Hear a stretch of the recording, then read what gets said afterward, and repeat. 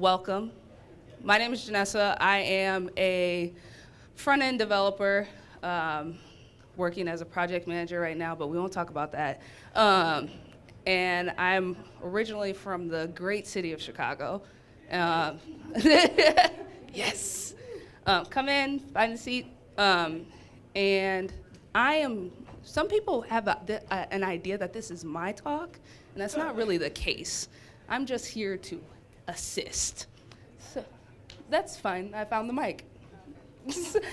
So this is Lanice. She is working in tech at Epicor. She actually works in sales. Don't hate her though, she's a good person. She's a good saleswoman, okay? So, Lanice, there you go. Thanks for the introduction, I appreciate it. I worked really hard on that. Okay. Also, thanks everyone for coming out. This is a really important discussion. Not sure if any of y'all have seen my article on LinkedIn. Okay, yep, cool. I'm not gonna go into that. Basically, my experience at Mini Demo wasn't the best. It wasn't the first time it happened, which is why I wrote the article. And it's definitely not a reflection on Mini Demo, but just a reflection on our culture within MN Tech, and we need to do better. So, why should we even care about diversity and inclusion? Janessa, why don't you tell us why? Snaps. So rather than tell you like why in some, really philosophical way, other than, people are people and you're all humans and you should care about each other, I've got some lovely stats for you. All right, so this is a study of over 680 startup founders and executives, okay? So not big companies, just more startups. 72% claim that that diversity and inclusion is extremely important, but only 12% of them have taken action on it. So a lot of talk, right?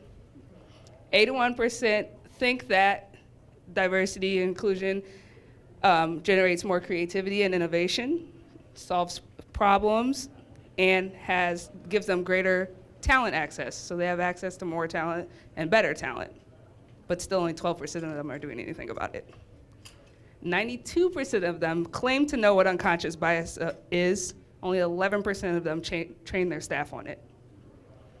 So, for big companies, so Apple, Amazon, Facebook, Google, LinkedIn, Microsoft, Twitter, and Yahoo. Why Yahoo is in here, I don't really know, but that's fine. So, inclusion, you're right, inclusion. So, out of those companies and tech roles, 20% of them are women. So that's your developers, your QA, all of those people. Non-tech roles, 46% of them are women. That's interesting. Yeah. Yep, that's the average of all of them. So I think LinkedIn had like 18 or something like that, so it's average. Now, Black and Latinos and Latinas, 18% of CS grads are identify as Black or Latino or Latina. 5% of them work in the tech workforce. Comparatively, 18.5% of Asians that graduate with a CS degree, 43.5% of them work in the workforce. Okay, so those are some just numbers.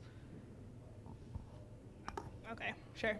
That's why you should care, because the numbers are terrible. The numbers aren't the best. I was going to touch on something that you said, but I don't remember what it was. It's fine, whatever. And so, so the bottom line for these companies, I'm in sales, so we talk about bottom line a lot within our meetings, but your bottom line, it has been shown that your bottom line increases when there is more diversity within the workforce. So you would think that they would care. I like money.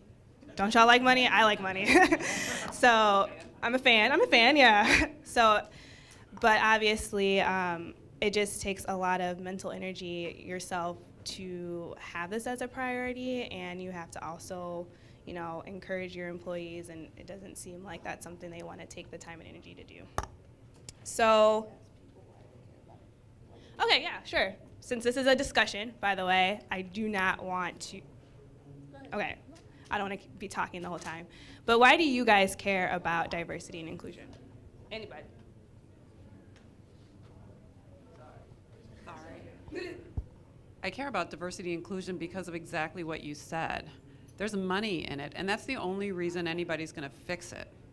And I got an opportunity to see how much better meetings are when we have a diverse group of people together. For the first time in my long career, this past fall, when I was in a brainstorming session, and I made sure that I had equal representative for men and women and people of color.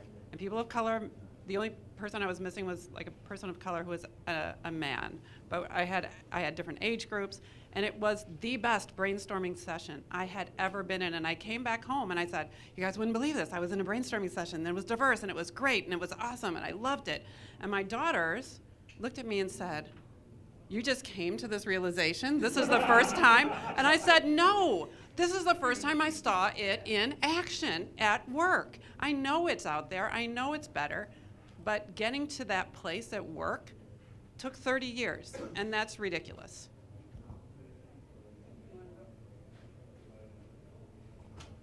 Children are way smarter than we are, by the way. So I'm a Latino, so when I hear a statistic like that where only 5% are in the workforce, that makes me sad. And when I look around, I do see that. I don't see many Latinos work in the same things that I'm working in. I actually asked the company that I was interviewing for, I said, what are you doing to be more inclusive to people of color? I happen to be a Latino. Do you have Latinos working for you? And she's like, I don't think that we have a huge Latino community in this city, actually.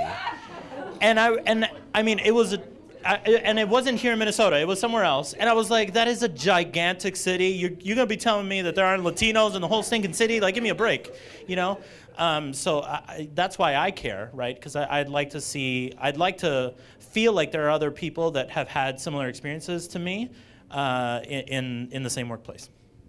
Anybody else? Rachel, you.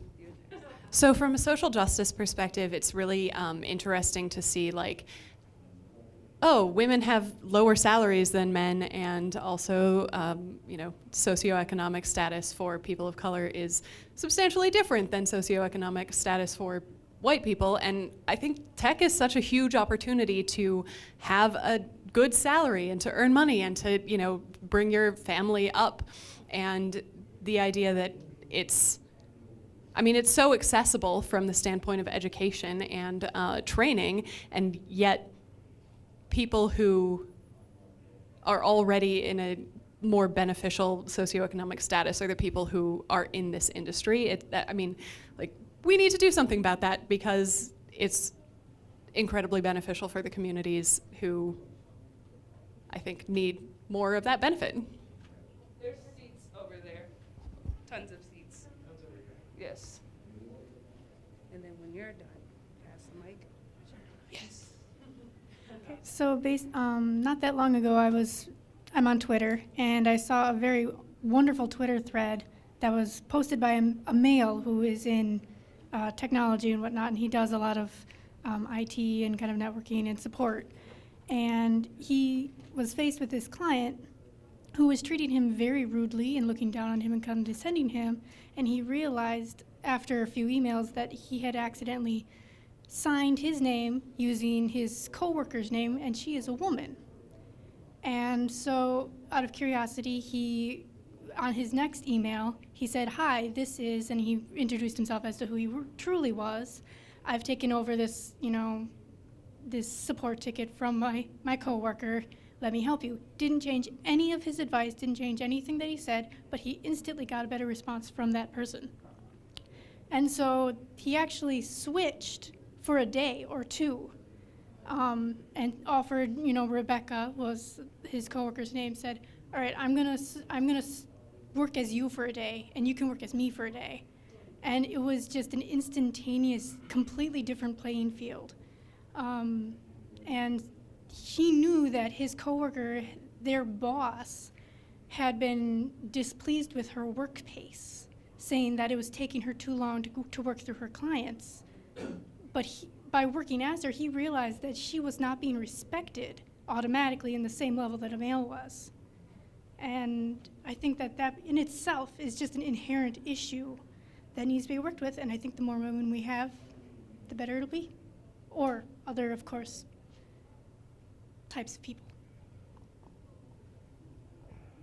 Hey, I'm Marie.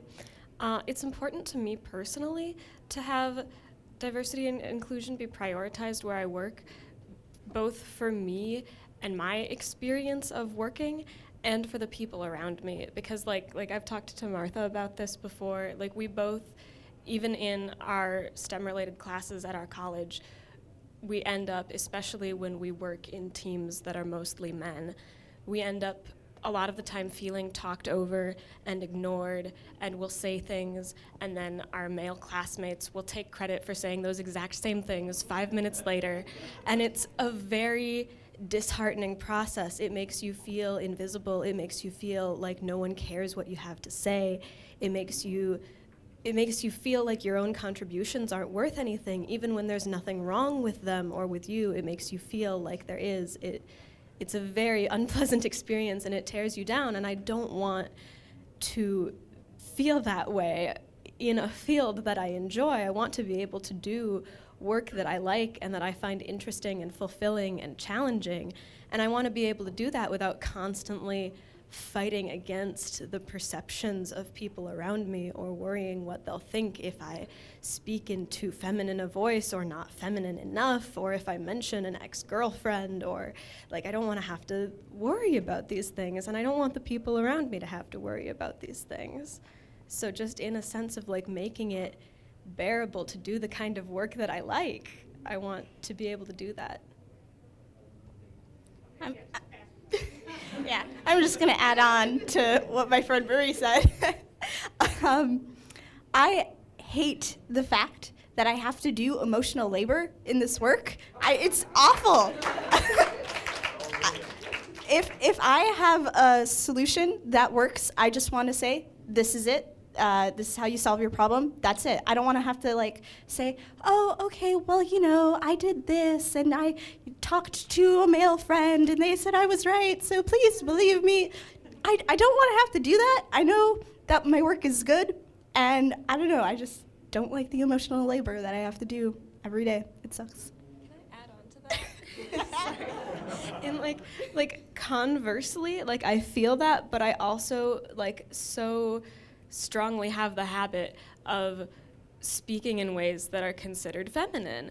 And even though I don't fully identify as a woman, even though I'm a non-binary woman-aligned person, I still have a lot of feminine patterns. And a lot of the time I feel like people assume that I'm not competent or that I'm not confident because I say I think at the beginning of my sentences. And that is something that I can change, but I don't feel like it should be my responsibility. And I wish that people would take me more seriously, especially that men would take me more seriously without me having to feel like I'm lying by over-expressing confidence that I don't actually feel. So it would be nice not to be held to masculine standards of communication.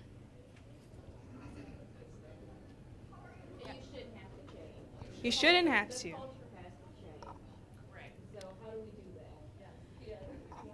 Oh, okay. Hi, my name is Ken. I'm a Hispanic male, Puerto Rican, and I own my own business. And it's one of those things, I run a WordPress shop here in the Twin Cities, and when we look at the team that we're developing and we're building, we're not looking at race, we're not looking at gender, we're not looking at social, economic backgrounds, we're looking at skill sets. What are you able to bring to our team so that we can build our project as quickly as we could possibly can and to meet our customers' needs? basically pared down, there's only 2 of us in our company. There's me and my co-partner. Everybody else that we bring onto a project gets hired on per project. So we've built what we consider to be a team of family members. These are people that we go back to on a repetitive basis that have proven themselves to have the skill sets to play with us. In that same sense, we have Asians, we have Indians, we have Latinos, we have blacks, we have men, women. We do not isolate, or we do not say that we need to. And we normally have a tendency of coming into a project and coming into a company and getting some of the shock back because your team doesn't look like everybody else on that floor. But part of this process is coming into an environment that may be alien to them and making them understand that the people that are here to do a job, and they're competent to do that job. The aspect of where the article where the person had to change that gender role so that people actually took her seriously, that's pathetic. The fact that we live in a world and a day and an age where we still propagate these stereotypes that a man is supposed to be more intelligent or more competent at doing a job. I can prove to you all that that's not the case. I mean, I have case after personal case where that's not the case. On top of that, it's an aspect of the only way that we're getting rid of these is by having entrepreneurs and small companies propagate themselves in the system and change from within. We have to change the mega corporations small bits at a time. We have to show them, yo, we can kick ass with all the big dogs. And that's the only way that the actual change is going to happen. It's going to be a grassroots movement, and it's going to be us creating 100,000 small little companies and proving that we can take over the positions that we want. And doing it in a way that, I'm sorry, but corporate America is old. People think, we're still using strategies that were built in the 50s, and that shit has to die. I mean,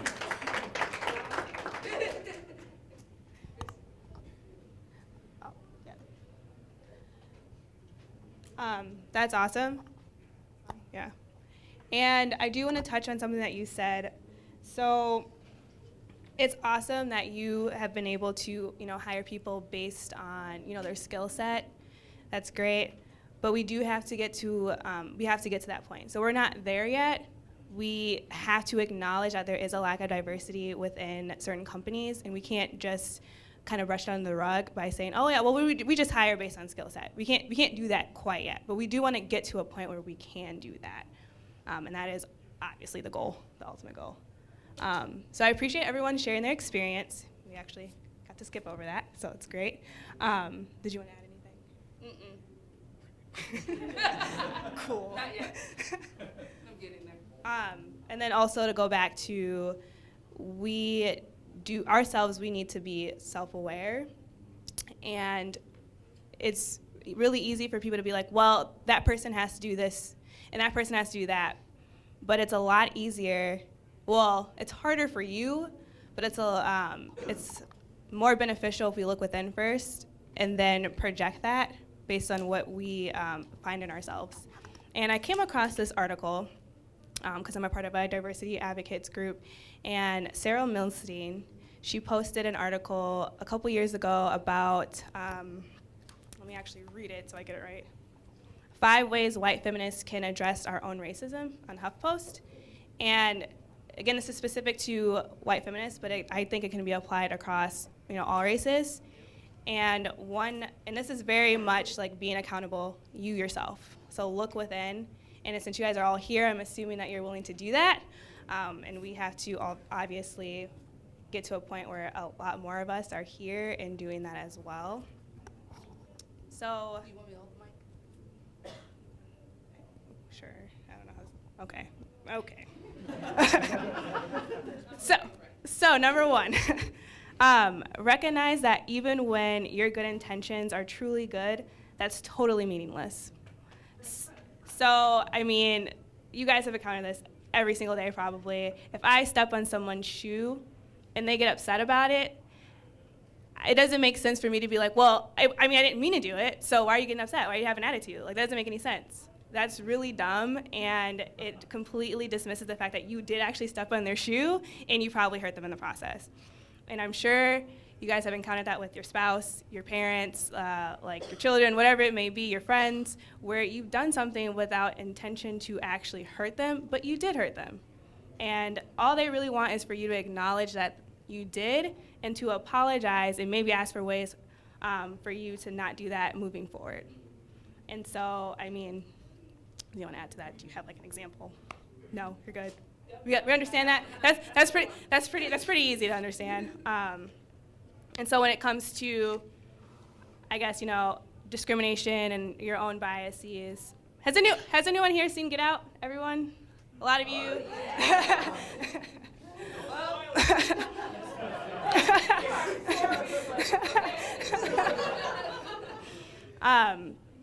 So in that movie, did you guys feel uncomfortable? Anybody? A little bit, slightly, yeah.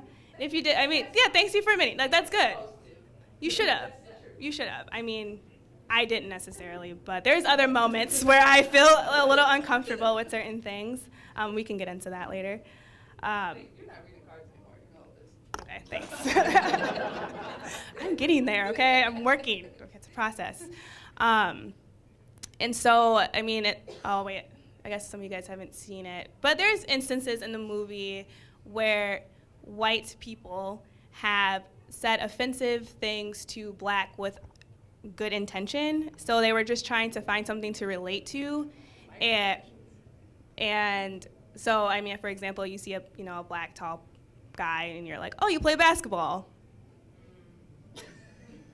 No, I'm actually a developer, but thanks. Yeah, maybe, back when I was 6 years old, I did. I mean, it's stuff like that where maybe it was a good intention to like try to relate to that person, but you use stereotypes to do it, and it's just really not effective at all. And we feel slighted.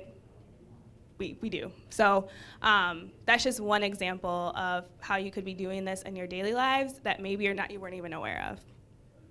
So again, self-awareness. Look to see what you are possibly doing to hurt others. There you go. Okay.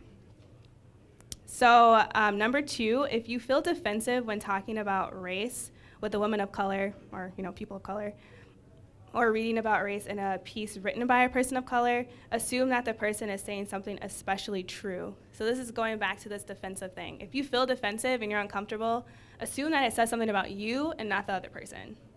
And I mean, again, just back to that example of when you were watching the movie and you felt kind of uncomfortable, maybe it was because you did do that. Maybe you were, that person asking if the black guy plays basketball.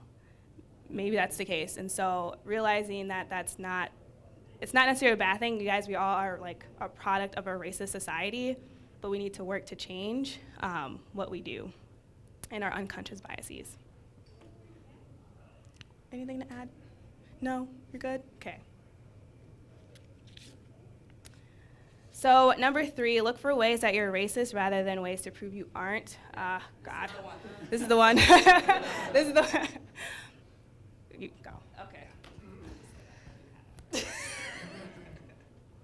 Okay. So we're going to go through a couple of phrases that everybody needs to stop saying. Number 1. Do not ever tell me you can't be racist because you have a black friend. If you've said it before, that's fine. It's in the past. I forgive you. But that doesn't mean anything at all. Okay? Does anybody else have one before I? No. I was just going to add, it's not sexist. My wife said it's okay. Oh, yes. I like that one. Oh, this is going to be fun. This back is it. Oh, no, he said, this is being recorded, so I want you to say that one into the mic. I don't see color. Because you do. I do. I get up every morning. I know that I'm a black woman. That's how I identify. And I take a lot of pride in being black. And I don't want you to view my blackness as a deficiency, but as something that is beautiful. So when you say that I don't see your color, you're basically minimizing a large part of my identity and what makes me me.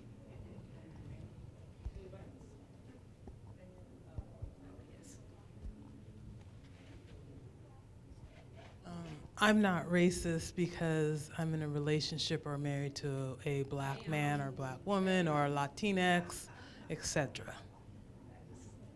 On the list. I'm part of a marginalized community too, so I can't be racist. There are parts of that that are true, and there are parts of that that are not true. I'm not racist because I'm woke. Yes. Anybody else?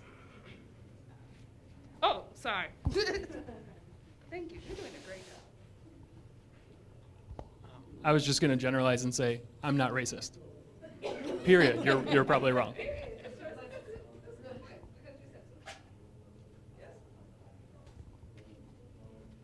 Anything about how you have some friend who's successful in some area and therefore racism isn't a problem in that area?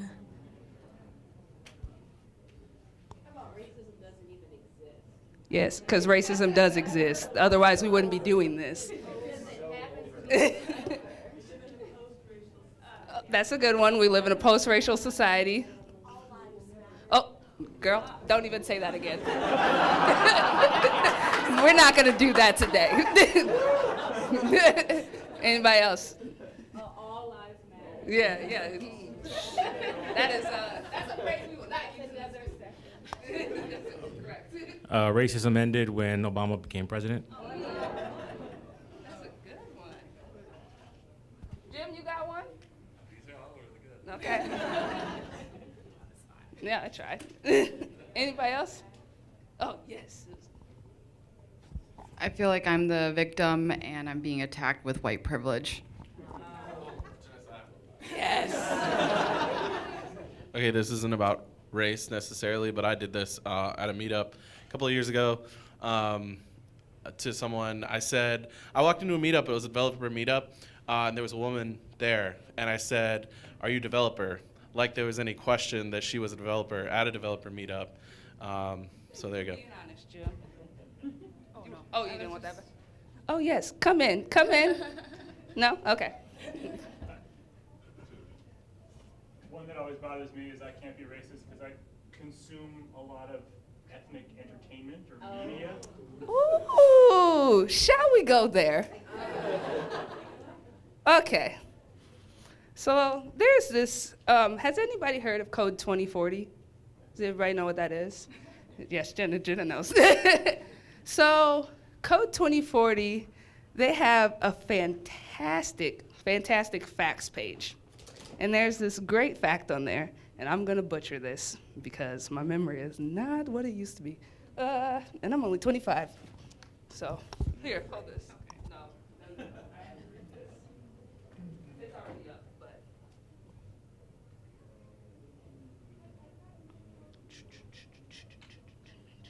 Which one is it?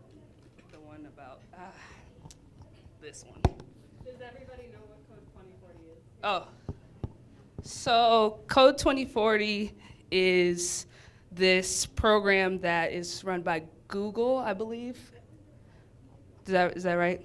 Some people in here know what Code 2040 is, so I'm looking to you to confirm. And it's basically for Black and Latino/Latina entrepreneurs to basically get help in their process on entrepreneurship. So it's just a really big program that they have, and they have different residencies all over the country. Here we are. Black and Latino/Latina communities are some of the most powerful cultural influencers in the US, yet without access to increasingly digital and technological tools for scaling In disseminating influence, these communities' contributions are often appropriated or erased, further diminishing their economic, social, and political power. So, oh yeah, that's where I'm going. So, does everybody here know what Black Twitter is? If you don't, it's great. Just hashtag Black Twitter, anything. So, Twitter is often looked at as a struggling company. Yet, they have this really vibrant, is the word I will use, Black Twitter community, which some people like to think is the only reason why Twitter still exists. And I was looking up the stats that I read earlier, and Twitter has 0% of Black and Hispanic people in leadership or executive positions. 0%. Like, that's the number that they reported was 0%. So, just a little factoid for you guys to hold on to. That was my section. I'm done. Yeah. With that, I know, and I actually just tweeted about how there should be more Black people in marketing. They're always taking our stuff and then marketing, and not just Twitter, but like social media and marketing, whatever. But a lot of companies take what we do and like make money off of it because y'all like it, and that's cool and great and all, but we don't get any type of credit, and it's stressful. But anyways, so basically, if you're looking for ways that you are racist rather than ways to prove that you aren't, you're able to change things that you're aware of now. And you can't do that if you're too busy focusing on ways that you aren't. You won't be able to see the opportunities to grow. So, just a nice little thing to do when you have time. Think about it.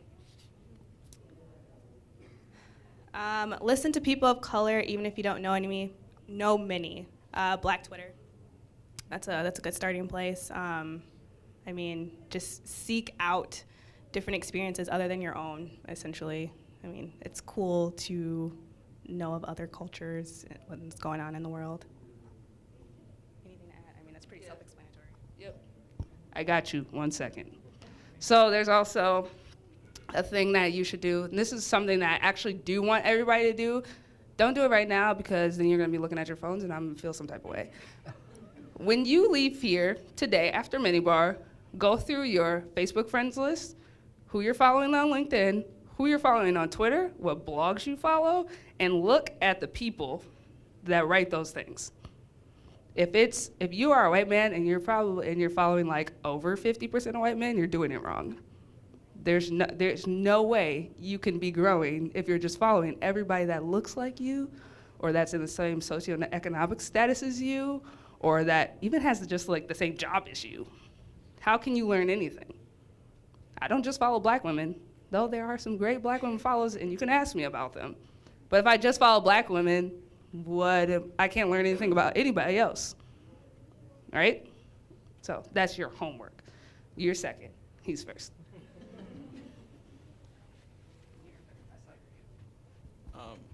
To some of that, to grow beyond our little bubbles, travel. If you can afford it. I mean, well, and actually build it into your budget. Because the simple fact of getting a passport and traveling, even just to Canada, gives you a different perspective of what other people see us as. And it really humanizes other people. So you're not always that, you're bringing in the race card right off the top of the bat. It's like you have to understand that they are going to protect themselves while you're protecting yourself, and you've got to be more empathic about how you deal with other people. You have to step in their shoes. And travel does great for that. It does. Yeah. And then you're not making assumptions on what countries and continents look like all the time. I'll just keep mine really short. I think that this is the beauty of the internet. is that we can learn about different cultures, we can learn about different people, we can be friends with people who are halfway across the world, whether that means that they're in Europe or whether that means that they're in South America or Central America. We can be exposed to all of these cultures because that's what the internet does. It makes the world fit into our pocket.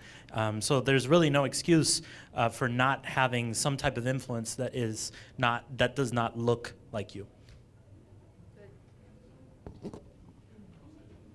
Now you're not third. I asked you.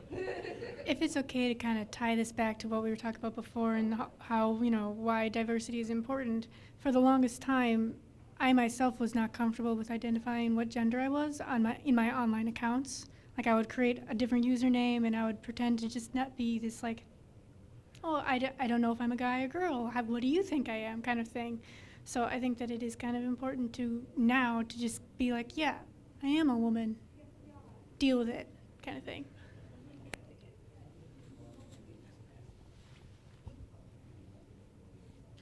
With Twitter, I find a big thing. I follow Black Twitter, and I have learned a very important thing to be a good ally is read, reflect, and then retweet. Amplify, because I have people who will follow me that doesn't follow Black Twitter. If I find something that really hits me, I'll quote it, but I will always give credit to the person who said it first, because that's the most important part. Don't steal credit and amplify, because people can listen to me, so I can be the microphone for other people.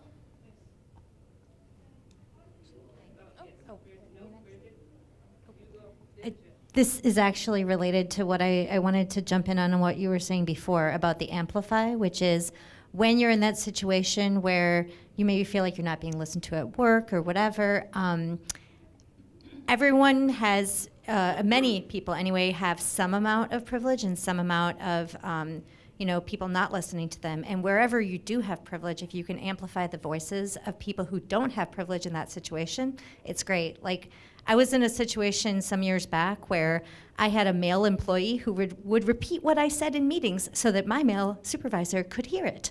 And that's the sort of thing that it was very helpful that male employee would do that for me. And I remember that, and I try to amplify the voices of, people from Black Twitter or whatever, who maybe someone isn't listening to them, but they're listening to me because I did something about DACA years ago. Cool. Well, guess what? You might be following me for DACA, but you're going to get some social justice.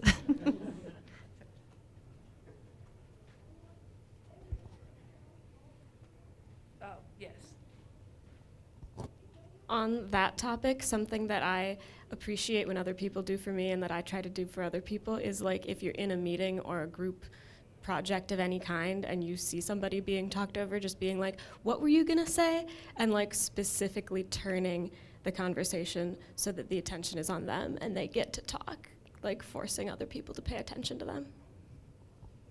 I have something off of that. And I'm gonna shout out one of the best organizers I know, Jenna, who does a phenomenal job at calling people on their stuff. So if you did not read her article, or even if you did, I'm the other person that she was talking about. So, can you tell?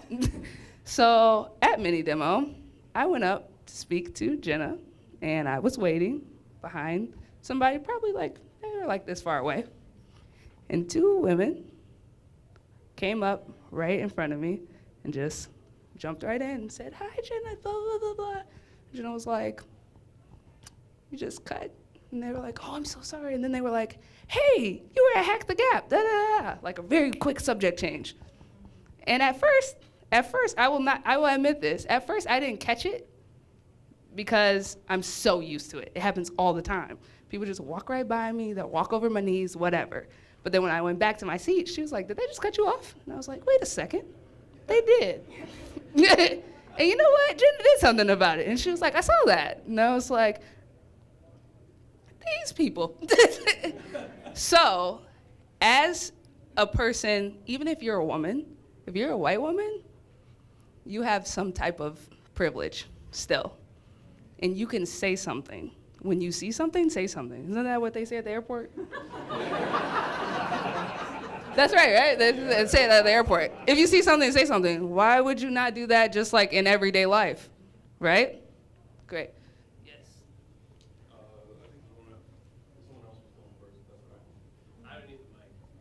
Oh, yes, you do.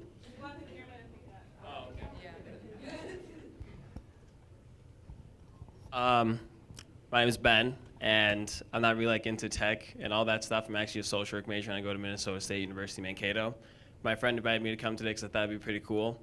But like being a social work major and listening to different perspectives from this, I would say, tech community, it's kind of interesting because I was raised, I had a lot of friends who kind of said like, oh, you talk really white. Like my coworkers at Perkins down in Mankato say, you talk so white. But I don't know if it's like, do I talk white or did I pay attention when I was in elementary and middle school? But I kind of sometimes played the devil's advocate saying, like my dad's 65, both my parents immigrated here from Nigeria, and to this day, my dad works in Oklahoma as a professional engineer.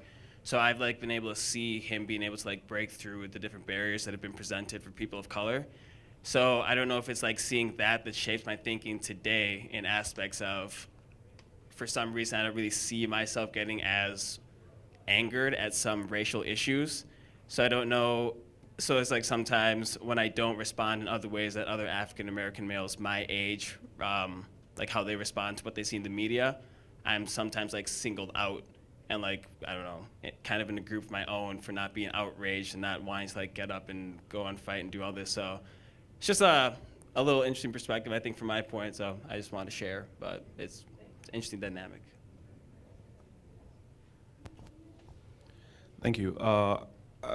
Something that I have learned is actually a gift, and I wanted to talk about the fact that it's not other people's jobs to show me as a white male what my axes of privilege is. It's not their job. But when somebody does tell me a point, that's a gift. A gift that was given to me a long time ago is if you are in a meeting with a bunch of people and you take a look at who is writing the notes, 9 times out of 10 it's a woman. And once you see it, once you see that, that's a gift. Now you can do something about that. Now it wasn't their job to tell you that, but once you get it, I believe you should thank them for the perspective and use that. Wait, was someone else? Okay. Yeah, so about the comment when you said when people say, oh, you talk white, so that kind of gets into respectability politics. So it shouldn't matter if I talk white or however you want to say, you should respect me regardless. So I feel that it's really othering, and I feel when you meet people and you put them on a pedestal, they're like, oh, well, I like you because you're not like others, and then you start categorizing. So I feel like regardless of what I wear or how I talk or how I present myself, it should all be valid. And so I feel kind of bad when I present myself, they're like, oh, she's safe. And I feel you should be very careful about that, because then regardless of how I say it, if the idea is put across, it shouldn't be any different.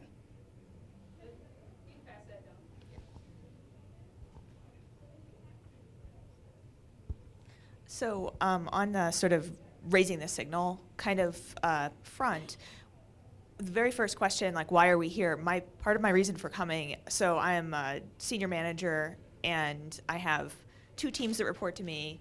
They're all men, and so I work in technology, obviously, I guess. So I spend many days, I literally don't speak to another woman.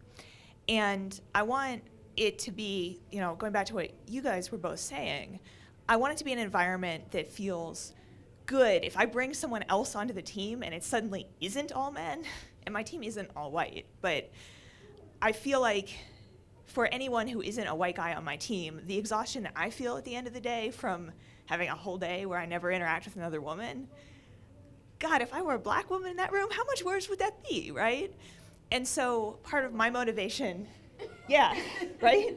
So that's why I'm here, is I want to try and build some momentum in the community, so the spaces we create, that when I do bring people onto my team, it's not like this terrible experience for them.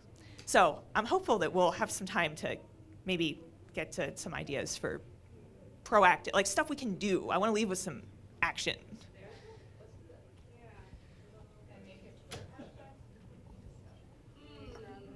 I'm not good at naming, so you go. choice. Y'all come up with a Twitter hashtag. So I do want to quick touch on what he said, and kind of a little bit what you guys said. So I also grew up where my parents, you know, they hustled, but also I was pretty sheltered to, I guess, the discrimination. And so I didn't really feel that until I came into tech, which is the reason for my article. And when I was in college and I was reading kind of about our history and our past, I was outraged. Like, I was so mad, and I probably didn't speak to anyone for like a week. I just couldn't wrap my head around what was happening. And I think it's because of those instances where I, you know, will learn about something and I just accept the fact that I am angry and upset about it.